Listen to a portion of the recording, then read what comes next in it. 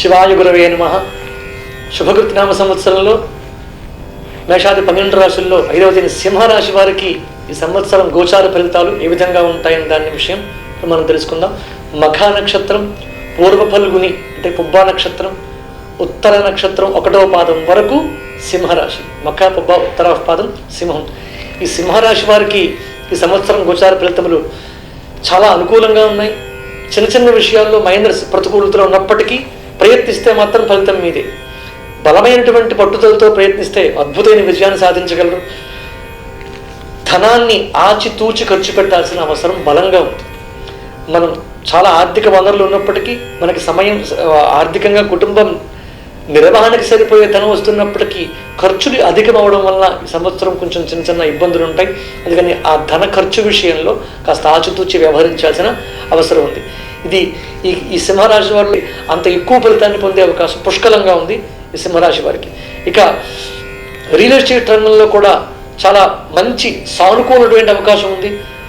దాంట్లో మనం అనుకున్న దానికన్నా ఎక్కువ పురోగతి సాధించేటువంటి అవకాశం సింహరాశి వారికి ఉంది. స్నేహితులతో సఖ్యత కూడా పెరుగుతుంది. 10 మందితో కలవడం, ఆ కలుపుకోతనం వల్ల గొప్ప గొప్ప విషయాలు తెలుసుకోవడం కూడా ఈ సంవత్సరం జరుగుతుంది.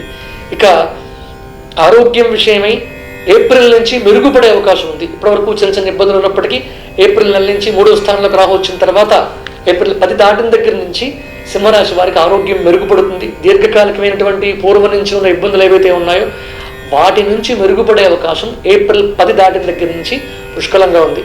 కాకపోతే ఈ అభివృద్ధిలో భాగంగా చిన్నగా నరఘోష, దృష్టి దోషాదులు తగిలే అవకాశం కూడా లేకపోలేదు. వాటికి కొంచెం జాగ్రత్త పడితే మంచిది. శివాష్టోత్తరం నిత్యం పఠించడం వలన, ఆదిత్య హృదయం చదువుకోవడం వలన ఆ నరఘోష, దృష్టి దోషాదులు పరిహరింపబడతాయి. చాలా ప్రధానం శివాష్టోత్తరం. ఆ శివ అష్టోత్తరం 108 నామాలు చెప్పడం వలన, పఠించడం వలన నిత్యం ఈ నరఘోష లాంటి దోషాలను కూడా పరిహరింపబడే అవకాశం ఉంది. ఇక ఆరోగ్య విషయమే అక్టోబర్ నెల నుంచి జాగ్రత్త వహించడం మంచిది. ఉదర సంబంధితమైనటువంటి సమస్యలు కానీ, జీర్ణకోశానికి సంబంధించిన ఇబ్బందులు కానీ తలెత్తే అవకాశం లేకపోలేదు. అందుకని అక్టోబర్ నెల నుంచి ఆరోగ్య విషయమై శ్రద్ధ వహించడం, వ్యాయామం చేయడం, సరైన ఆహారాన్ని తీసుకోవడం లాంటివి నియమ పాలన, సమయ పాలన చేయాల్సిన అవసరం ఉంది. ఆరోగ్య విషయమై శ్రద్ధ వహించాలి. ఇక జాబ్లో ఉద్యోగస్తులకు సంబంధించి ఉద్యోగస్తులకి మంచి అవకాశం. మే చివరి వారం నుంచి ఇంచుమించు జూన్ అనుకోవచ్చు. జూన్ నుంచి ప్రమోషన్స్కి సంబంధించిన మంచి అనుకూలమైన సమయం.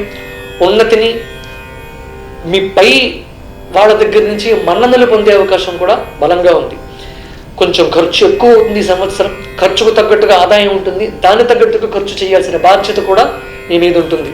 ఇక ఈ వివాహం, సంతానం లాంటివి ఎవరికి అవసరమో ఈ రాశి వారికి ఆ సమయంలో ఉన్న వాళ్ళకి అవి కూడా సిద్ధించే సమయం ఇది.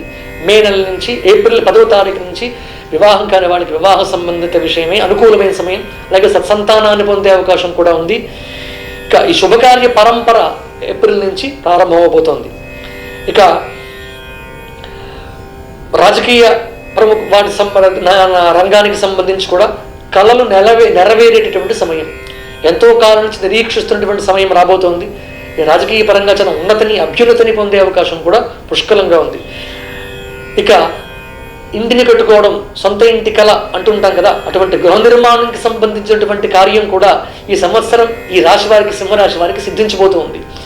గృహప్రవేశ యోగం పుష్కలంగా ఉంది. ఇక గృహ నిర్మాణ రంగంలో ఉన్నటువంటి వ్యాపారం చేసేటువంటి వారు కూడా అభివృద్ధి సమయం ఇది. దగ్గర వ్యక్తులతో బంధాలు పెరుగుతాయి. వాటి పట్ల కొంచెం జాగ్రత్త కూడా వహించాల్సిన అవసరం కూడా ఈ సింహరాశి వారికి ఉంది. ఇక ఈ సంవత్సరం ఈ రాశి వారికి ఆదాయం 8, వ్యయం 14, ఖర్చు ఎక్కువ అని మొదటి నుంచి చెప్పుకుంటూ ఉన్నాం. ఇక రాజపూజ్యం 1, అవమానం 5. ఇవి ఈ సంవత్సరం సింహరాశి వారికి గోచార ఫలితములు.